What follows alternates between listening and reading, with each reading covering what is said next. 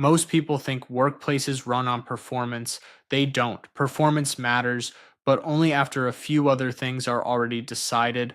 That's the uncomfortable part, because in most offices, the rules that shape careers are rarely written down. No manager explains them directly. HR certainly doesn't. You're expected to notice them quietly, usually a bit too late. And once you do notice them, the entire workplace starts to look slightly different, more structured, more political, more predictable. The first lesson is that hard work becomes invisible surprisingly fast. At the beginning, effort stands out. People notice the long hours, the extra initiative, the willingness to help.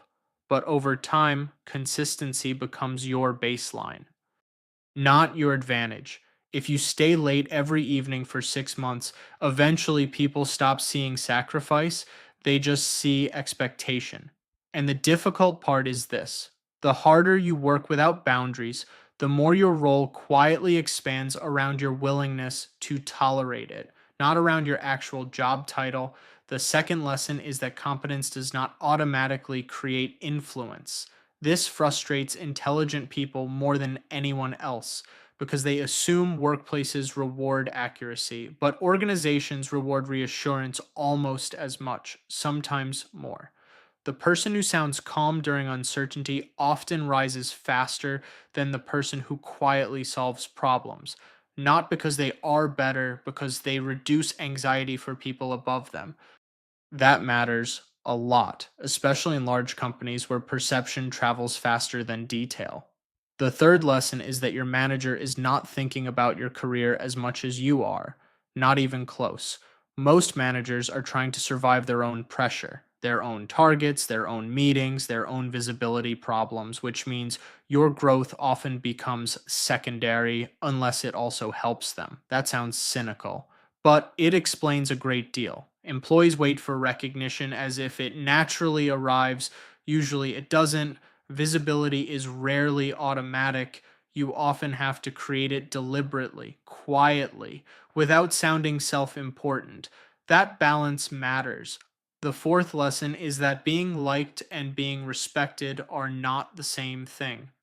Some employees become extremely agreeable, always available, always accommodating, never difficult. At first, this appears useful, but eventually something subtle happens. People start valuing their flexibility more than their judgment. And once that happens, promotions become harder because leadership roles are not given to the least disruptive person. They are given to people who can hold tension without collapsing under it. Sometimes the most respected employee in a room is the one willing to say something mildly uncomfortable, carefully, but clearly. The fifth lesson is that meetings are often status theater disguised as collaboration. Not always, but often. You can usually tell within minutes who already has influence before a single useful idea appears. Who gets interrupted, who doesn't, whose jokes receive polite laughter, whose suggestions get ignored until repeated by someone senior. None of this is officially acknowledged, but everyone notices it subconsciously. Workplaces run heavily on emotional signals, far more than companies admit. The sixth lesson is that reliability beats brilliance over long periods of time. Brilliant people can create moments, reliable people create trust, and trust scales better inside organizations. The employee who consistently delivers decent work on time will usually outlast the employee who produces occasional genius surrounded by chaos. Managers fear unpredictability, even when they claim to admire innovation, because unpredictability creates risk. And most corporate systems are fundamentally designed to reduce risk, not maximize brilliance. The seventh lesson is that promotions are often based on future usefulness, not past contribution. This catches people off guard. They assume promotions are rewards. In reality, they are usually bets. Companies promote people they believe can stabilize the next level, not necessarily the person who suffered most in the current one. That's why technical experts sometimes get passed over for calmer personalities with broader communication skills. The role changes. So the criteria change too, and many employees never adjust to that shift. The eighth lesson is that every workplace has an unofficial culture, and it matters more than the official one. The official culture lives on posters. The unofficial one lives in consequences. What actually gets rewarded, what quietly gets punished, what behaviors senior people tolerate. You learn the real culture by watching who succeeds repeatedly, not by reading company values online. A company might say it values work life balance, then consistently promote people who answer emails at midnight. That contradiction tells you far more than any internal presentation ever will.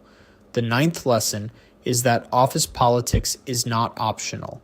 People say they hate politics. Usually, what they mean is they dislike dishonest politics. But influence itself exists everywhere humans gather.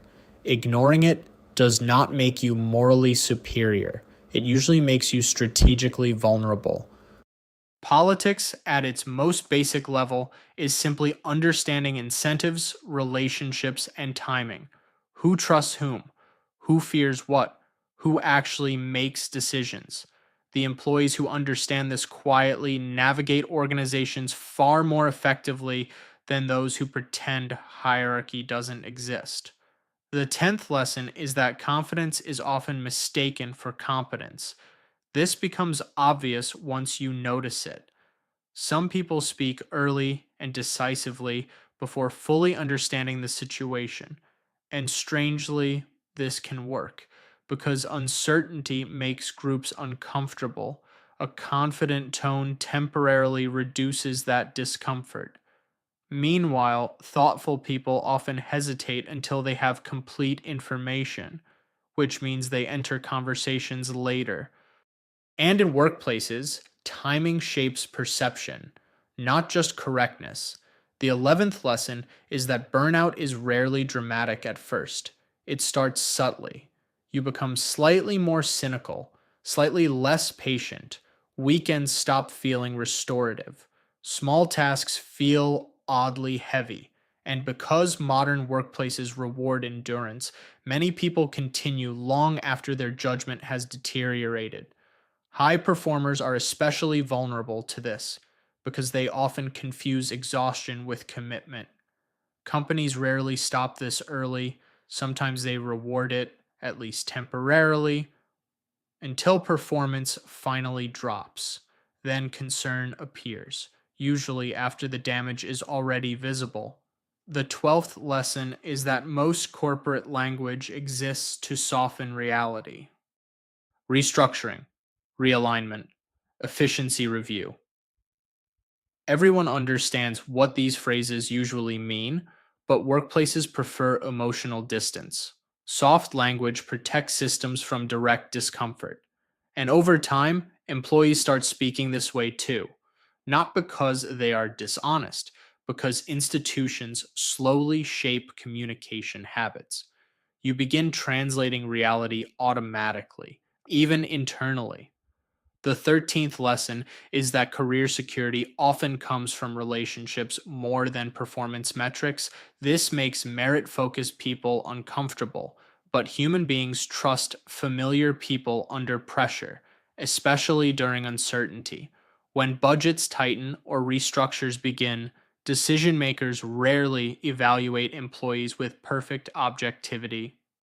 They protect people they trust working with, people who reduce friction, people who feel safe. That doesn't mean skill is irrelevant. It means skill alone is incomplete. The 14th lesson is that many people stay in the wrong job far longer than they should, not because they enjoy it, because uncertainty feels dangerous. Predictable dissatisfaction can feel safer than unknown possibility. So people adapt gradually. They lower expectations carefully enough that they barely notice it happening. Then years pass, and eventually they realize they were surviving professionally rather than growing.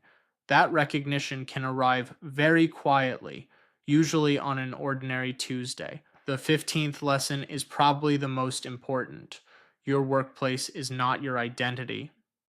Modern work culture blurs this line constantly. Companies encourage emotional attachment because emotionally attached employees give more energy, more loyalty, more time. But organizations change direction very quickly when incentives change. Leadership changes, markets shift, budgets shrink, and suddenly the place that once called itself a family becomes remarkably procedural. Not cruel necessarily, just practical.